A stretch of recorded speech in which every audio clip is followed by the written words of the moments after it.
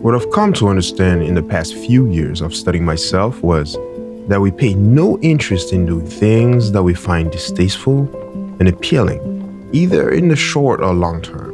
So when we come across having to pour our mind out on a piece of paper, many of us automatically retract, shut down, because we immediately imagine effort, boredom, work.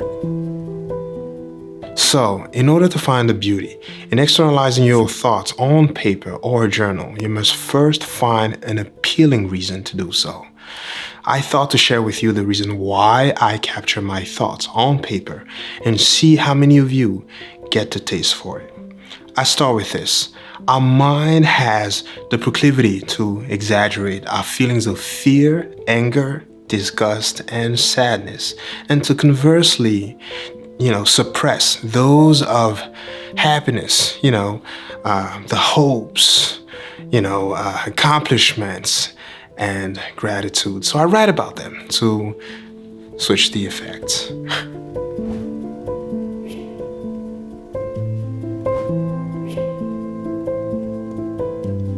Back in 2014, the 9th of September, I was getting out of class. Several hours earlier that night, my biological dad had passed away. He was diabetic and died peacefully in his apartment in Côte d'Ivoire. I had no idea, but soon enough learned about it. Not from my mom, nor family members, nope, from the internet. His Facebook wall precisely. You see, his friends and cousins were trying to win a race against each other of whom would have been the first one to post the famous RIP on a long-gone Facebook reusers wall, forgetting to check on his son first. Understand, I was in dismay and furious at the same time. Was it real? And it was. The guilt set in. I had postponed his calls 2 weeks prior to that. He didn't raise me, but at 16, I decided to know my dad. Now he was gone. I was numb and alone in my apartment. I cried so much that afternoon I could barely breathe. The pain was excruciating. I knew I wouldn't be able to attend his funerals, and in our culture, the burials are done in the same week following the death. And knowing my dad, he would have said something along the lines of, "Sky, you crazy? You'll leave school for me. I'm already gone. Just stay where you are." It was a dead end. I was in total turmoil. I didn't know what to do, so I turned to the closer notebook that I had and started writing about the mix of emotions that was bubbling up inside me. Diving into that exercise alleviated the pain. I was distracted by trying to formulate my thoughts into this beautiful letter to my dad. I was using my pain, guilt, and anger to create art in a sense. These are the last line from it. Je n'ai peut-être pas eu la chance de grandir au sein d'une famille équilibrée, comme on veut bien le définir, mais j'ai eu la chance d'avoir un père et une mère. Je remercie le Père infiniment pour cette grâce. Maintenant, Père, j'ai besoin de ta force pour me relever, car comme je l'ai mentionné, j'ai des personnes derrière moi. Et pour moi et elle, je dois être fort, même si aujourd'hui je suis perdu. Oui, Père, je le suis. Et si tu es près du Père, aide-moi à retrouver le chemin. Putting down your thoughts on paper first, allow this intangible energy, your sentiments and its intricacies to be changed into something real, something that you can now grab, shape, and understand. Does that make sense? Think of your mind as an ocean with uncontrollable currents, sometimes violent, sometimes calm. Either way, uncontrollable currents. The act of writing transform this ocean into these organized canal streams that all join onto one and same river, the same way the Nile River and its canals meet. With this now organized canals, you are more able to reach specific thoughts, to convey a message, decide or act upon events.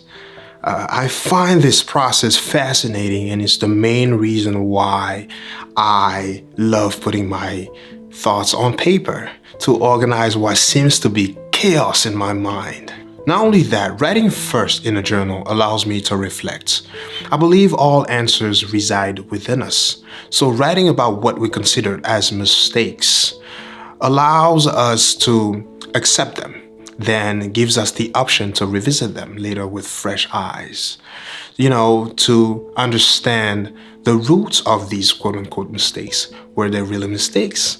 Or did your condition and environment stop you from seeing the bigger picture? You see, what was considered a mistake yesterday can become your tomorrow's gold mine. Harry Coover was a scientist who was working to make a clear plastic that could be used for precision gun sights for soldiers during the World War II.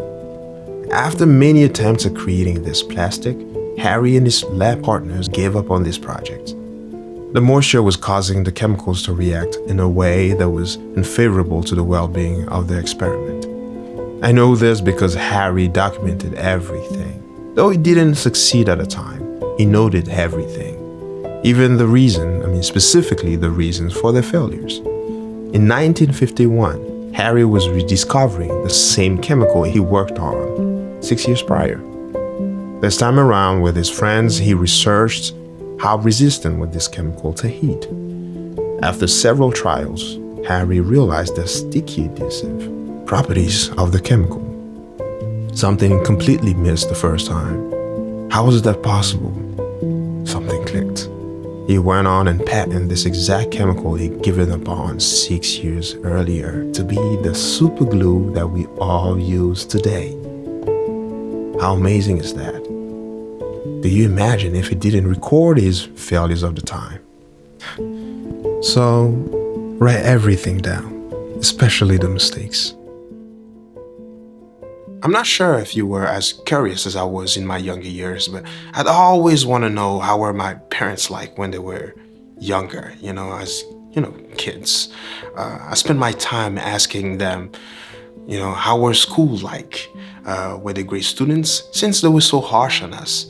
But not only that, I'd wonder if they liked playing the games I did, think the way I did, and a plethora of questions that were filling up my mind.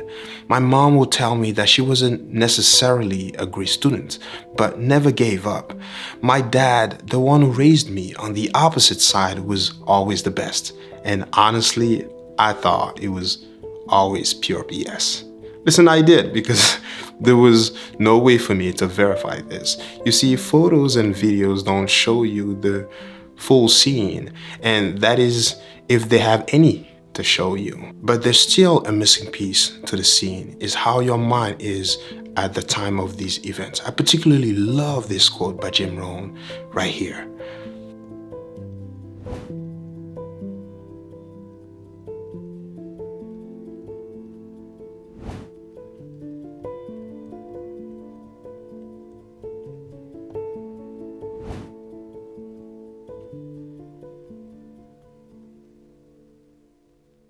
Listen, we're social creatures. All we want is to interact some way, somehow with each other, to discover if others feel the same way we do in a given moment. We want to relate. Why do we want to read biographies, memoirs, or even watch behind the scenes? Are we really interested in how they did it? No, we don't care. We would have read the manuals already. It's the human behind the character and how similar we are to them that fascinates us. We want to connect. We do.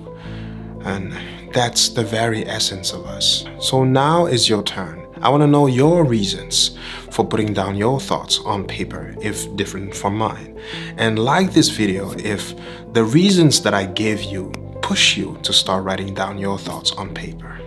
Remember, you don't have to write every day or at a certain time. Don't beat yourself up for not being regular about that. Your thoughts are sporadic and have no schedule. Therefore, your recording process can follow the same path. Seriously, keep papers and journals around. At least that's what I do. I always have something to write on laying around or in my pocket just in case. Always be ready to catch a thought that passes by in case you feel a certain way, believe you made a monumental mistake, or want to capture your mind at a particular time. Right. Right.